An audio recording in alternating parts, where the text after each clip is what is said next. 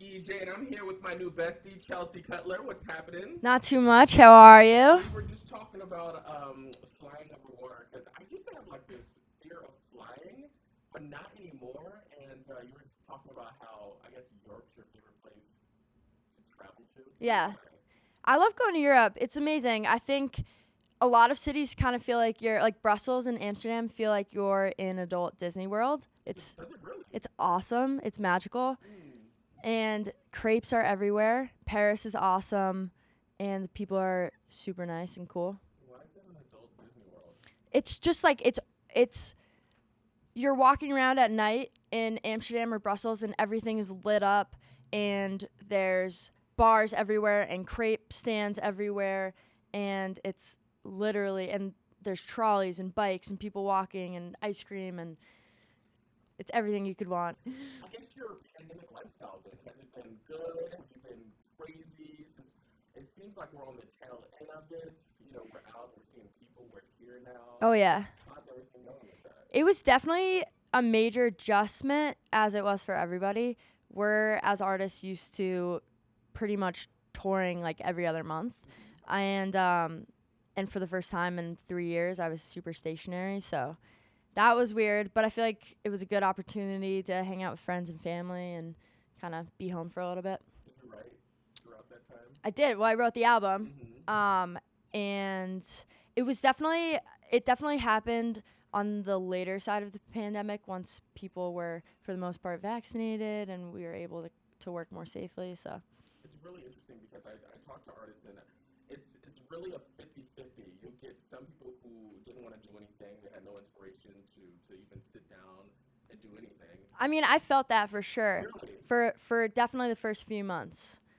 And I feel like from what I'm hearing, the album is super personal. So how did you find, that writing space to even get that out? Yeah, totally. I think, again, because we were all isolated for so long, I was majorly craving collaboration. And so the album, for the most part, is like co-written and co-produced by friends of mine. And I think the collaborative energy and being around people again and having these really authentic and personal conversations is kind of what yielded such a personal and authentic album. That's really interesting. Yeah. I feel like writing a song is probably one of the hardest things to do. Like, I wouldn't even know where to start. Like, where do you even Start with it? Yeah. I'm super linear with it. I kind of like to figure out conceptually where I want to go before even putting pen to paper, but it's super fun because it's never the same. No song is written in the same way as another one, so it's kind of fresh. Like, every day is different. You could sit down to write something, come up with nothing, and go spend the rest of your day watching TV, or you could be cooking lunch and get an idea and run to the studio and go spend the rest of your day writing. So. Are you one of those people that utilize your voice notes that because I know I'll hear people talking about how they're walking down the street. Oh, yeah. And the melody will pop in their head and then they'll sing it into their phone. Do you do stuff like that? Yeah, I definitely did it more before the pandemic because I'd be in Ubers or taxis and I would sing into it. And now with the mask on, I kind of feel like it's difficult to. But because I want to do it really quietly, I don't want the Uber or taxi driver to hear me doing it. Yes. But absolutely, voice notes are essential. Really interesting. I love to hear how a song pretty much comes together and how it comes from your head down to the paper into the book. Now, is it always the final product from what you wrote from? What do you mean? Like, when you go into the booth, is it always what you imagine the song to be, or do you do tweaks and rewrites and things like that? Yeah, I mean, I think until the moment you submit it to the label, you're tweaking things. I think with creative products, it's really hard to ever put your foot down and say this is finished, because every time you listen, you hear a little thing that you want to kind of fix or redo or change. So it's like a never-ending process. You talk about the label. Has there ever been a situation where you're like, this is the song, this needs to be released, and they're like, no, this is not it. We need you to go back and fix this. Or do you get advice from other people that are like, maybe you should do something different with it? Yeah, I mean the label's so supportive. My team there is amazing, and they really are down to like trust my instincts. I think we've all been right and we've all been wrong, Right. so there's no hard feelings or anything when something doesn't go right. So we're all kind of like down to support each other and take chances and see where things go. See, you're better than me because I am petty as hell. I would point, let me tell you, I would point out when somebody's wrong. Like, let's say the song's just like blowing up and it's like, this is the person that I wanted. And somebody else was like, you need to change this. I'm like, absolutely not.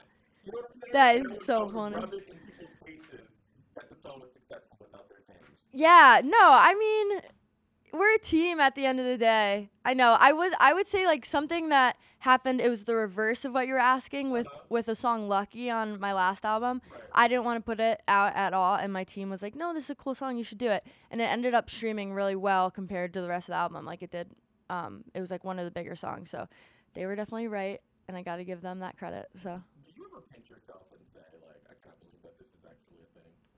like doing music. Yeah. It's like what I can't imagine doing anything else. Like I'm so fortunate and blessed, and I feel that every day. And at the same time, I do not see a realm of possibility in the world where I'm doing anything else. It's just like the only thing I love to do so much. Can we take it back and talk about when did you know that you just wanted to be a performer? You wanted to sing? Honestly, not until I went on tour with Quinn 92. And Really? 3 years ago, yeah, I dropped out of school to go with him.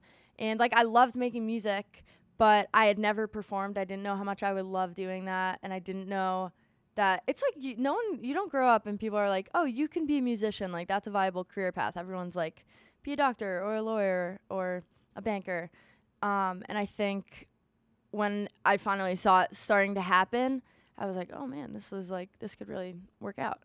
Take me back to the first time you first performed. Like, take me to that experience. Oh yeah. What's going through your mind? Are you nervous? I was so nervous. I was opening for Quinn 92 in Detroit. And Which is a tough crowd, by the way. yeah, and it's his hometown also, so it was like additional pressure for sure. And yeah, I think I like waddled around stage and probably was like super nervous. Jesse, you were there. You could give me a little. Yeah, probably wasn't great. Wait, what? So, did you like black out before hitting the stage? I don't remember. Like I probably because I don't really recall it, so it must have been. Yeah, you know when you're so nervous that you just do it, and then afterwards you finish and you're like, "What the heck just happened? Did that even just happen?" And were you addicted after that? Because I feel like there's something about being on stage and people, just being out there listening to you. There is, I guess, a type of addiction to that. Yeah, it's absolutely an addiction. I mean, your brain gets flooded with like pleasure chemicals and like reward chemicals when you're up there. So it's definitely like I don't know where that rush exists otherwise in my life. So that's like my favorite thing to do, which is cool. I don't know if that's like healthy for the brain, but yeah, it's like it's so fun. I don't know if I fell in love with it immediately because I was probably like just freaking out the first few shows. But I think once I kind of got in the pocket a little bit, I started having fun with it. Absolutely. How do you feel like social media has helped you connect with? I'm getting a phone call. Yes. I don't know. It's BJ. I'm gonna decline. Sorry, BJ. Sorry, BJ. Oh, okay. Sorry. I don't know. I was really distracted by the fact that the phone was ringing and I didn't know what to do.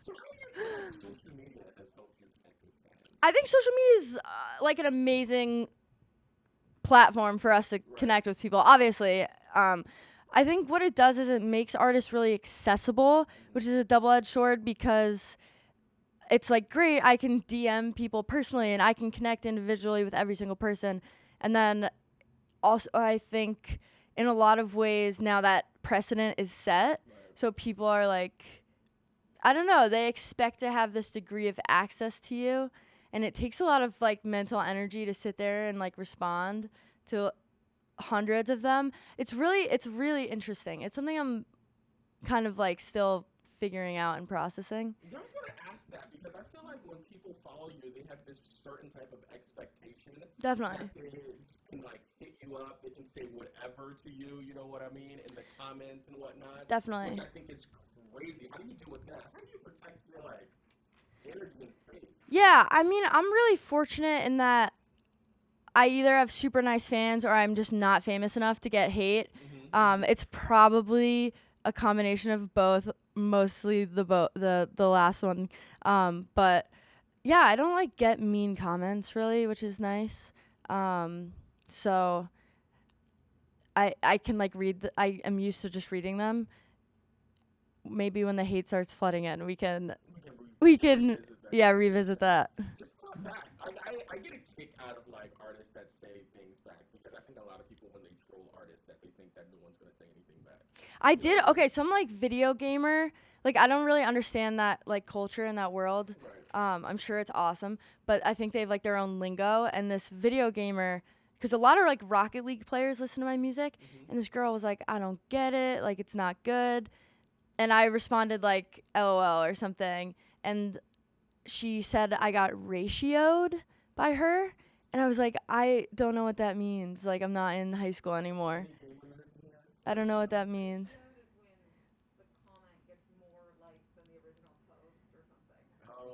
Oh, okay. I can live with that. Like I'm cool with that. That's fine. Ratio me all day.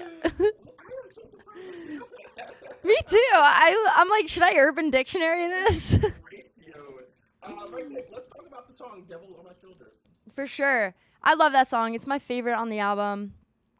It feels so beyond personal, and I think writing that song for me was the moment that I realized I could kind of define like my mental illnesses as an external thing and not coming from like within me, which was cool.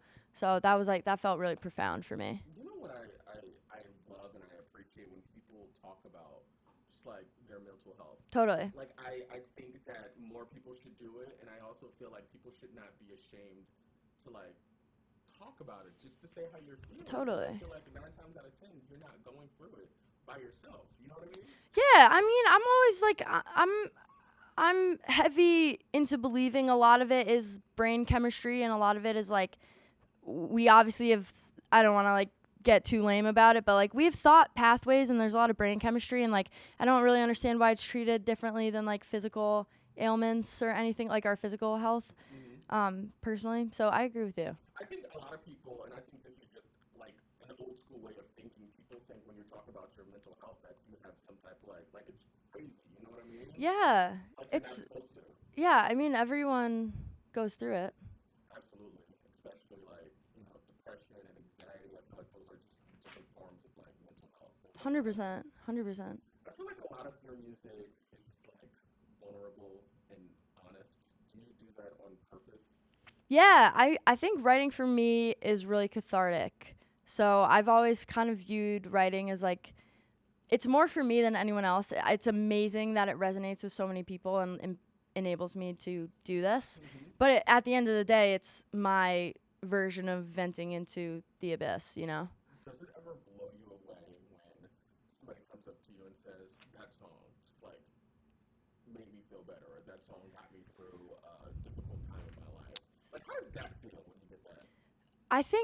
I mean, that feels amazing, and also just like, I don't know, whenever I'm nervous or just about the industry or about like I'm nervous about putting music out, I just remember like someone's going to connect with this and it's going to help them in some way, and like every single individual that this matters to should matter to me. So What are you working on next? dude, I don't know. I haven't written anything. I've written like one song maybe since the album. We submitted it. Yeah, I don't really know. I guess I'll probably write another album soon. Right? I don't know. Tour. Oh, touring. Duh. Yes. Gonna go on tour for the album. Buy a ticket. Are you like excited about that? So excited. I love touring. What's your favorite part of it? I mean, okay, so many things. How could I narrow down? Like I said, we were talking about it before we were on air. Like, I love traveling, and waking up in a new city every day is like, I don't know what's gonna happen today because I could be in somewhere I've never been before, which is super cool. And like performing also is just awesome. I always say it's like going to a sports game, but everyone wins. Right. Like no one loses. Right. No one's upset at the end. I feel like if I was a musician, touring would be fun, but then in the back of my mind, I would feel like it would terrify me if I got up on stage and said the wrong city. Yeah, I mean, don't do that. No, Detroit. Right, you're in Detroit. And so right before I go on, every single day, no matter how much I know what city I'm in, my tour manager takes me aside, takes me by the shoulders right before I step on stage. He goes, "Where are you?" That's a great idea. Yeah. Is he in this room? No, he's not. I was about to say, He's awesome, yeah. That's a really great idea, just to like get your mind ready so you don't say anything, foolish out on stage. Yeah. Sometimes I'm not paying attention too, and I'm like, I don't know, like, what do you mean? I'm like, I'm about to go on stage. That's where I am. That's amazing. Well, I appreciate you stopping by. It was great to finally do this in person. I know. It feels so good to be in person. Thank you for having us come in.